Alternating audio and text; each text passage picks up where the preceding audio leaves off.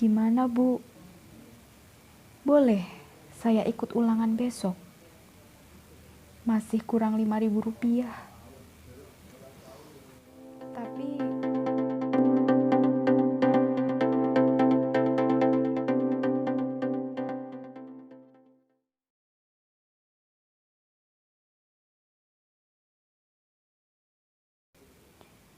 sore itu cuaca cerah sekali.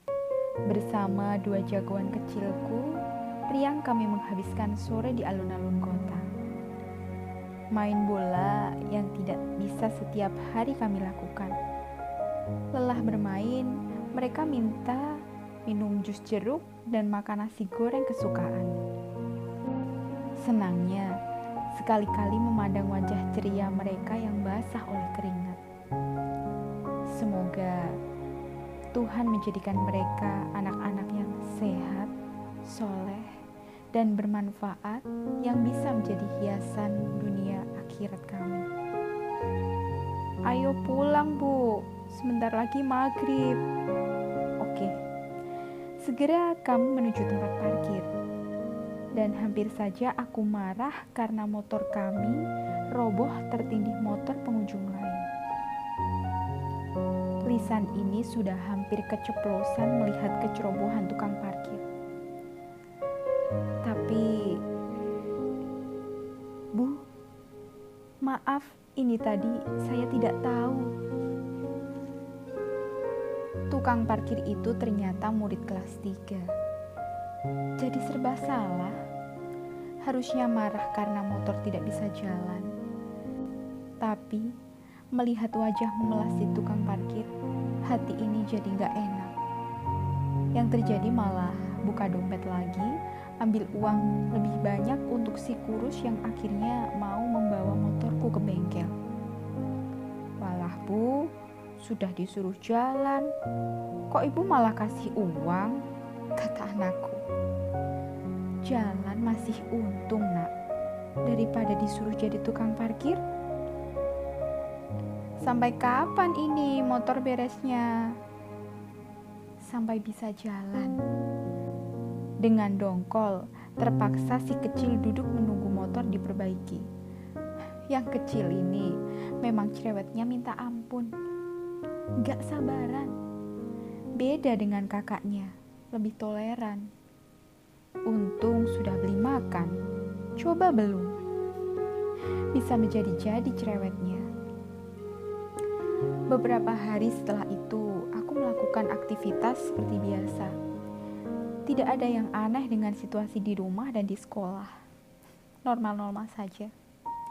Aku juga sudah lupa kejadian beberapa hari lalu di alun-alun.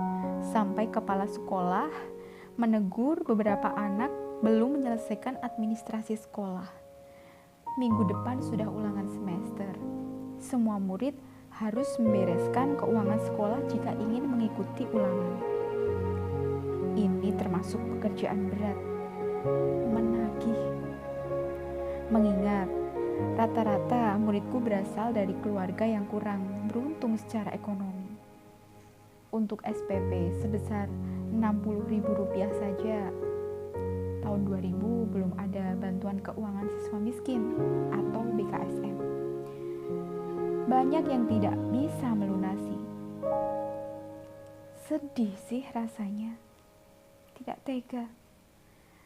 Dibantu pegawai tata usaha, satu persatu murid yang punya tunggakan administrasi aku panggil. Berat juga, tapi kelangsungan sekolah harus dipertimbangkan. Wow, banyak sekali yang belum lunas. Gimana ini? Dan salah satu murid yang menghadap ternyata si tukang parkir di alun-alun dulu. Dia takut luar biasa. Sambil membawa buntalan besar, dia datang ke arah mejaku di kantor guru. Mau apa anak ini? Ternyata buntalan itu berisi uang logam 1 kantong dituangkan di hadapanku. Spontan aku berteriak, "Ini apa maksudnya?" Hampir menangis dia menahan malu. Tindakan bodoh yang aku sesali sepanjang waktu. Kenapa aku berteriak sehingga mengundang perhatian orang sekantor? Tapi terlambat.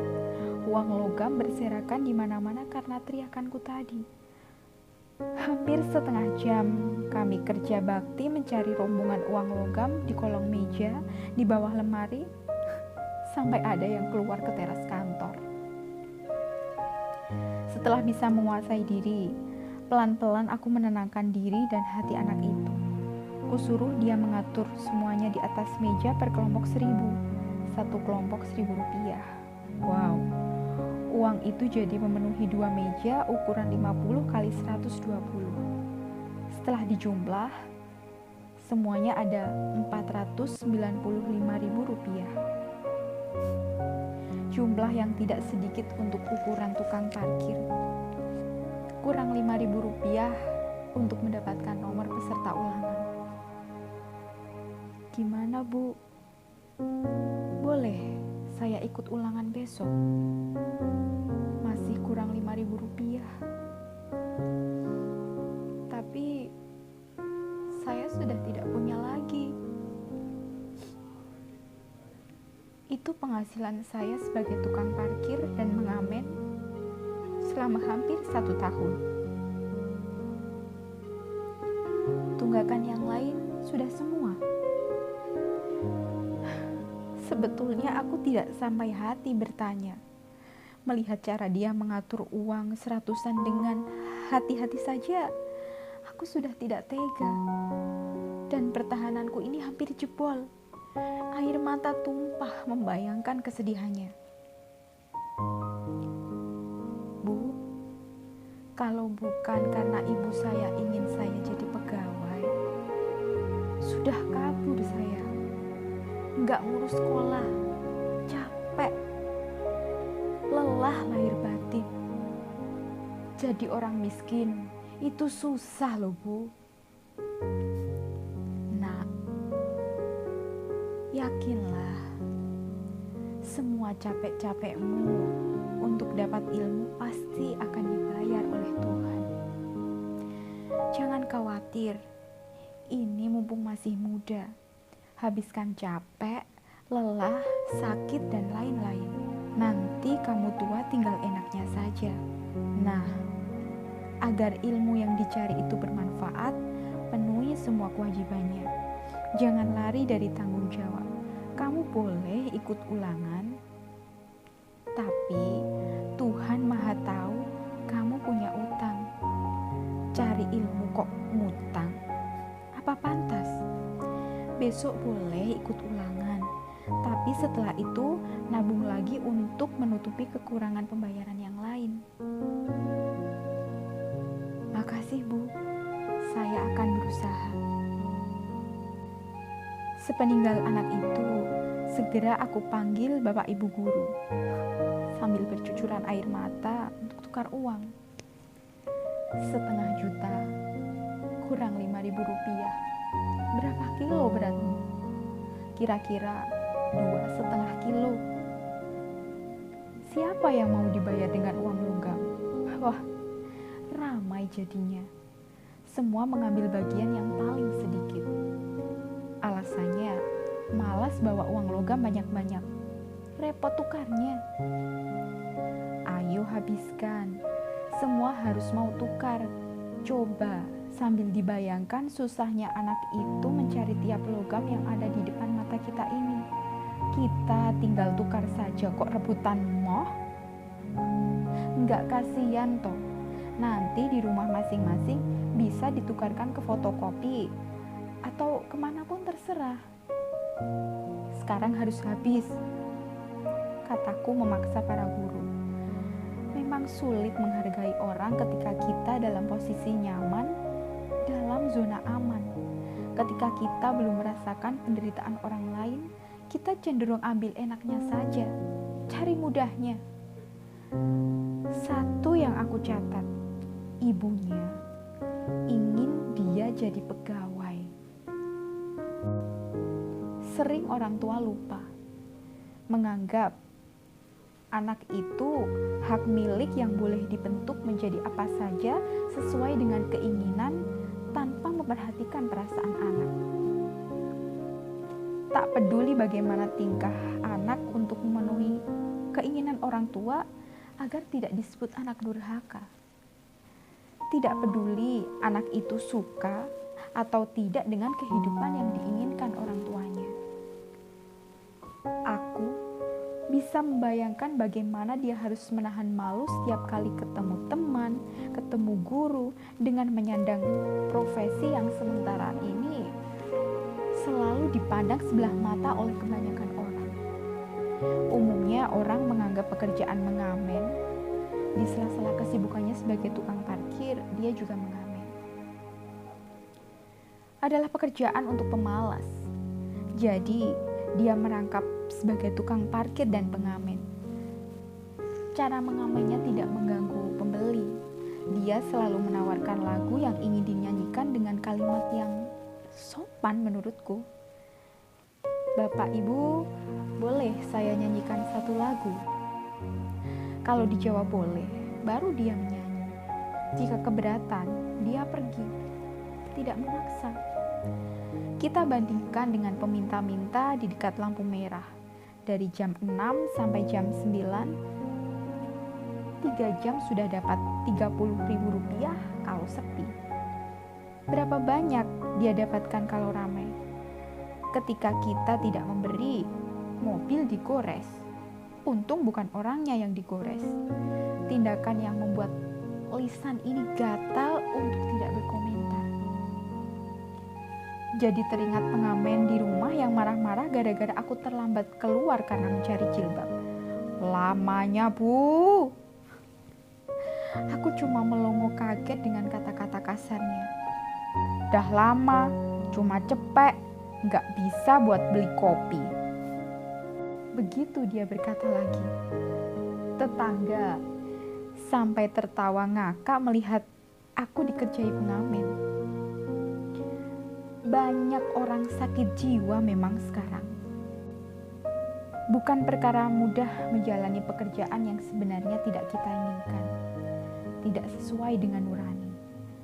Aku bayangkan murid spesialku ini benar-benar kuat, tahan banting. Kelihatannya saja, Bu, tinggal semprit. Kiri, terus sprit. Tangan menengadah, uang jatuh. Ngamen, nyanyi-nyanyi, dapat uang. Tapi hati ini, Bu, mau nangis rasanya. Gak gampang, kata muridku itu.